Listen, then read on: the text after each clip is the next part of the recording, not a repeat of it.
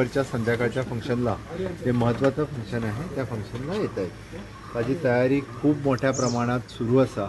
Okay, आम्ही आज ground पळोवपा खातीर गेल्ले. DB बांदोडकर ग्राउंड हो फायनलायज केल्लो आसा आणि त्यानुसार आज परत हाय पॉवर कमिटी पहिली मिटींग सगळी जी कमिटी आपल्या प्रोग्राम ऑर्गनायझींग कमिटीची जाली.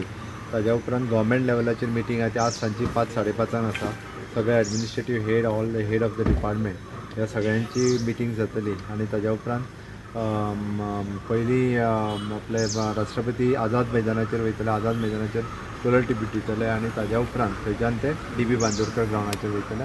अशा पद्दतीचो पूर्ण कार्यक्रम त्यांचो वेगवेगळ्या पद्दतीत कल्चरल कार्यक्रम परत बाकीचे सगळे यानुसार सुरू आसा. सेम काल फाल्यां भारत बंदाचे कितें इफेक्ट जातलो?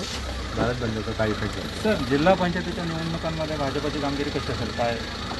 जिल्हा पंचायतीची निवडणुका 8 महिन्यानंतर आता परत व्हायला लागले, पण नक्कीच मला खात्री आहे की ती बरी जाते.